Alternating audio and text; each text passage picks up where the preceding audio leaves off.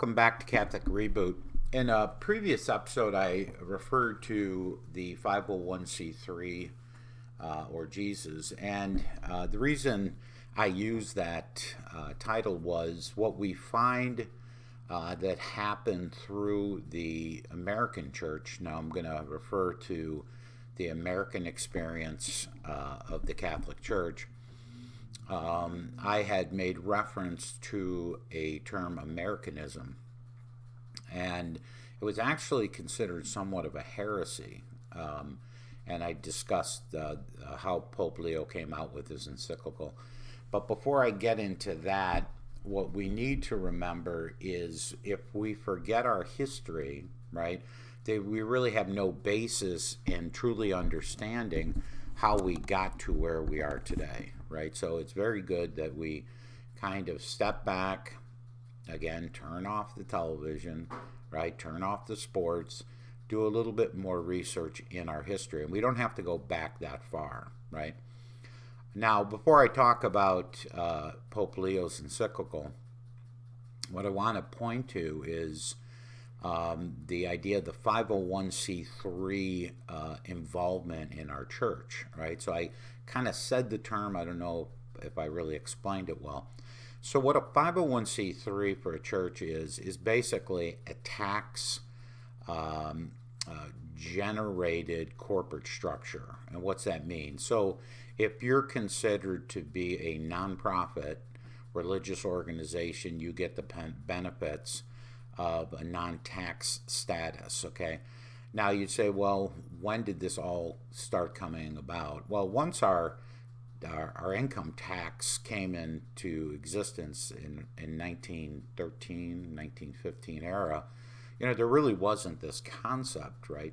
The 501c3, and I'll put the year this started to become effective, started, there's my guardian angel walking in, started later in the 20th century. So what started to happen is the Catholic Church and other churches started to look at the importance of that non-tax status. Prior to that, a church was a church. They professed the faith. They really weren't bound by any taxing authority, and they surely weren't bound by the political authority at the time, because otherwise it would somewhat destroy the doctrines of the faith, right? So we as modern Catholics, we inherited a lot of this over time. And as I'd said in a previous episode, we didn't start the fire. We just today wake up and say, where did all this come from, right? Well, if we don't know our history, we just have no basis in our understanding, right? We just basically take everything as it's presented to us and then just accept it, right? So now let me take you back 122 years ago to Pope Leo the 13th. Now, many people may say, oh my gosh, that's so long ago. Well, let me put it in context. My grandfather was 19 at the time, so I can relate to my grandfather, right? And we got to get away from this understanding anything old has no relevance. Otherwise, our whole faith would fall apart, right? So if we believe in Jesus Christ, that's pretty old. That's 2,000 years ago. So we got to avoid that habit of saying, unless it's current, unless it's modern, it has no basis.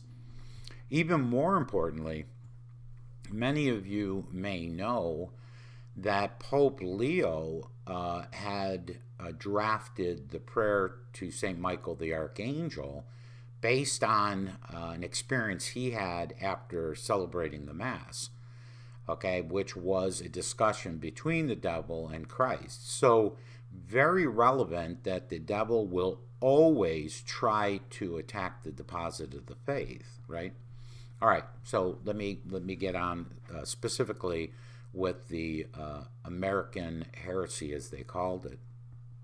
So on January 22nd, 1899, Pope Leo created an encyclical, and it was actually more of a letter written to Cardinal James Gibbon of the Archdiocese of Baltimore. So Cardinal Gibbons was the Archbishop.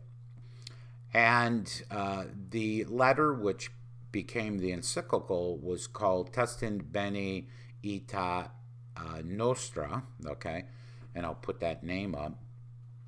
And what that translates into is witness to our goodwill, okay?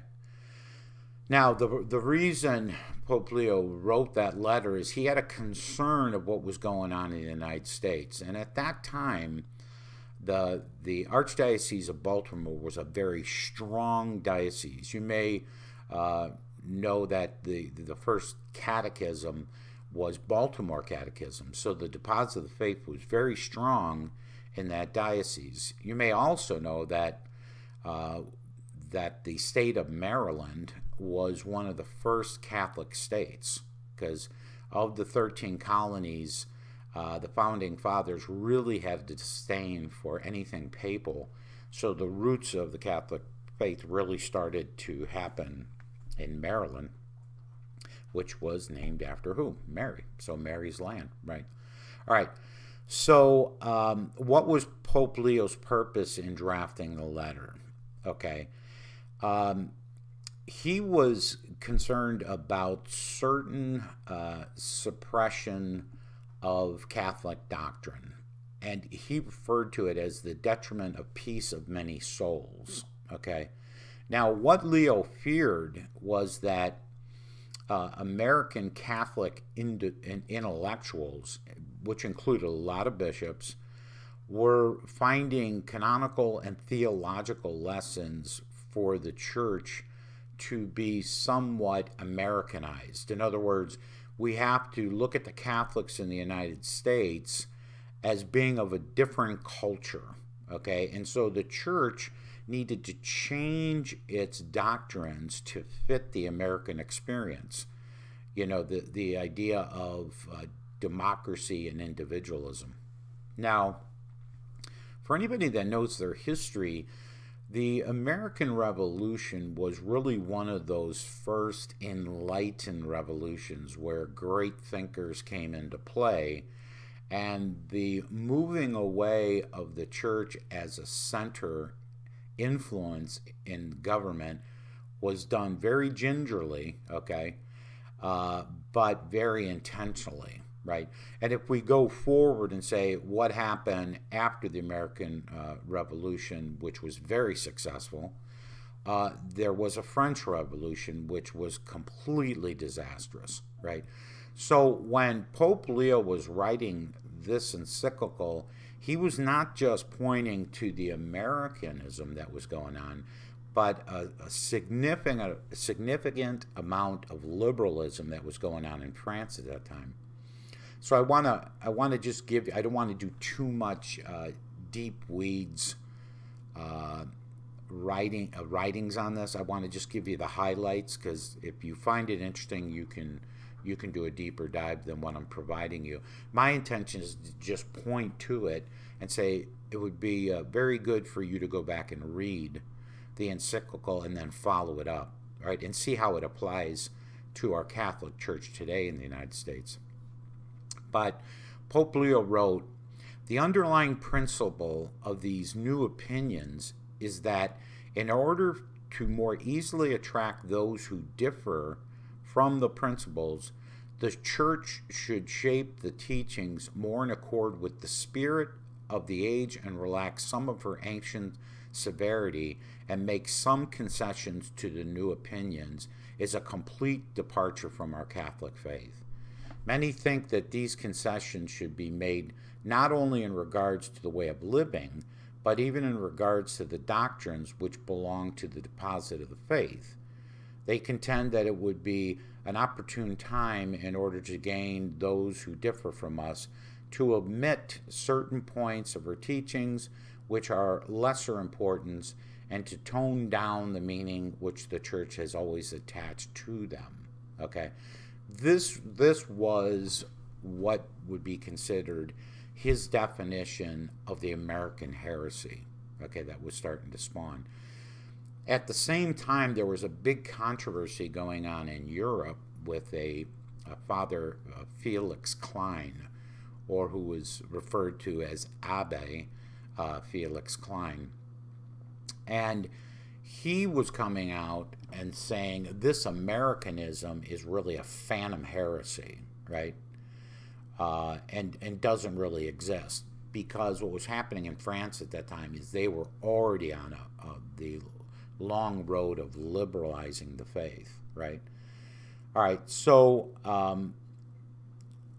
70 years after this encyclical was drafted, we have to remember what eventually happened, right? So we had this very progressive celebrant we call the Second Vatican Council, which brought along all these revolutionary ideas that now are baked into our Catholic Church, right?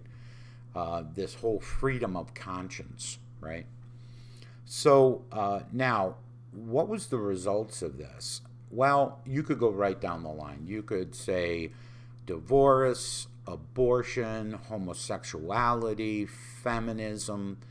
All of this started to become more acceptable when, after Vatican II, and Pope Leo was kind of pointing ahead, saying if you don't get control of this liberalism, or what he referred to as particularism, right?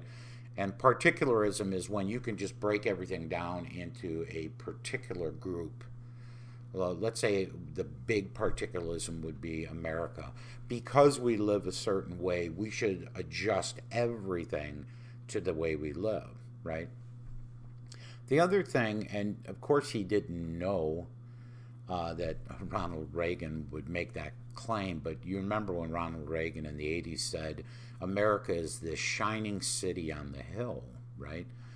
So, and that doesn't mean that Ronald Reagan was wrong due to his nationalism, but what Americans started to replace for Christ was this idea that whatever America does must be good, because we do things like saying things in God we trust on our money, or we will profess to be Christians in our adoption of our Americanism, right?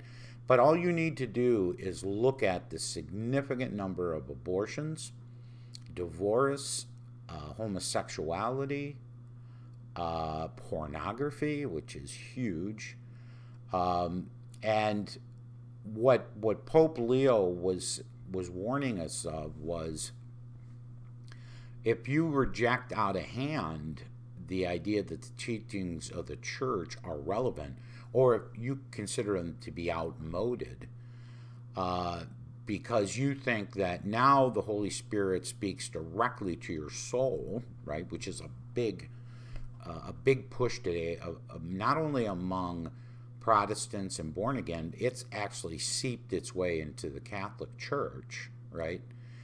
Pope Leo says the contention being that the Holy Spirit pours richer and more abundant graces than formerly upon the souls of the faithful, so that without human intervention he teaches and guides them by some hidden instinct of his own, right? So to Pope Leo, this was a sign of overconfidence in the desire to measure the mode that divine communication was having with us as man, right? Now, many of you that practice the Novus Ordo Catholic faith, and if you're old enough, you'll remember when a priest used to process down the main aisle to celebrate Mass. The priest had the altar boys and the acolytes, and there was a devoted spirit where the priest had his head down, his arms folded, and he walked up for the celebration of the Mass, which the center of that was the consecration, right? The transubstantiation. If you remember that, now move forward to now. What do you see the priest doing? when they walk in. Or it may even be a deacon and the priest is behind, but they'll hold up the scriptures, right, and say the word, right? This big acclamation of the word, which does what? It lessens the importance about the holy sacrifice of the Mass, and it creates this liberalism within the church of deciding what is more important, right? Which is this individual's experience with the Word, right? Now, when we look at the purpose of why Pope Leo wrote that encyclical, is it was somewhat of a prediction that this new Americanized Christianity will lead to a mass amount of contradictions, right? And we've seen it. We've seen it through the breakdown of our culture. And again, I always point to Vatican II because I think that's when effectively the church just kind of let go. They just let the culture do what the culture was going to do and adopted this form of liberal particularism. If it makes you feel good, if it's now part of our experience, we need to be more understanding. And I also referred to the priests of taking on this very happy, slappy position. Everything's laughing, and there's really no dogmatic teachings from the pulpit anymore, right? So we as Catholics, but especially American Catholics, would be wise to go back and say, we need to reboot what it is that we view ourselves as practicing Catholics. We need to shed this Americanism, and we need to go back to the doctrine of the faith and almost have the clear intention of rejecting the American particularism, right? So this exclusive attachment to our own group or nation's understanding of principles, right?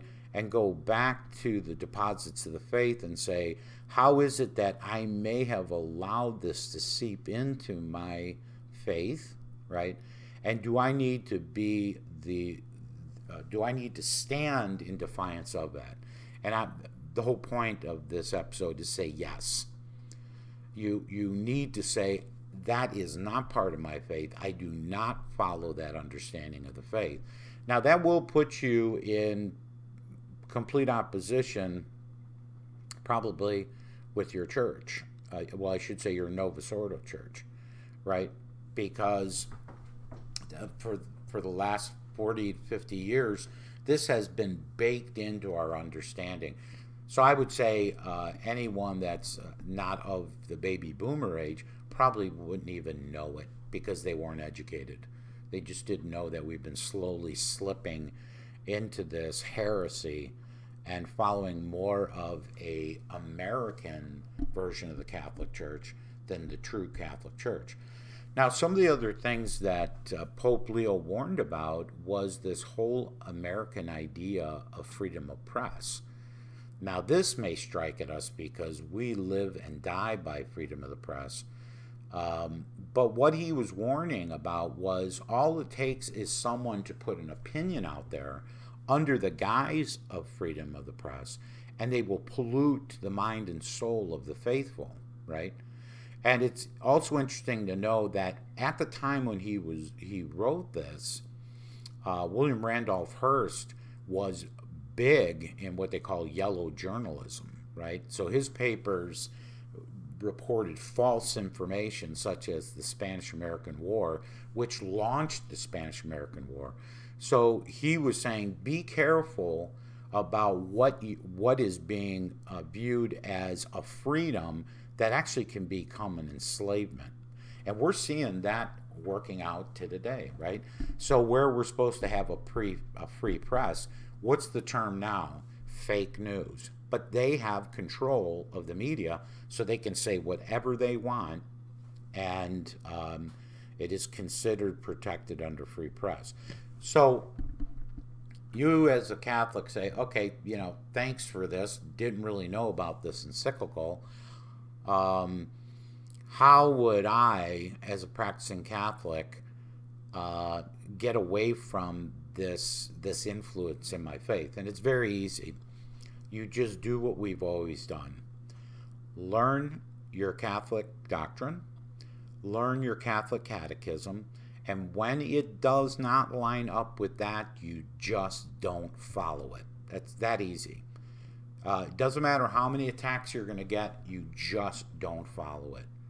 You have to go back to the original deposits of the Catholic Church faith, and you follow that. Even if you're considered an outsider, a nut, a lunatic, overly scrupulous, you don't care. All that it's like water off the back of a duck, right? You're now the new Catholic duck.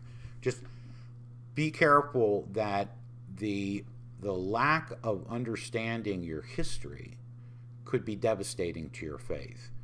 Know where all these changes came from. Do the deep dive into Vatican II, and I will do that for you as well, because one of the biggest heresies that came out of Vatican II was this whole idea of ecumenicalism.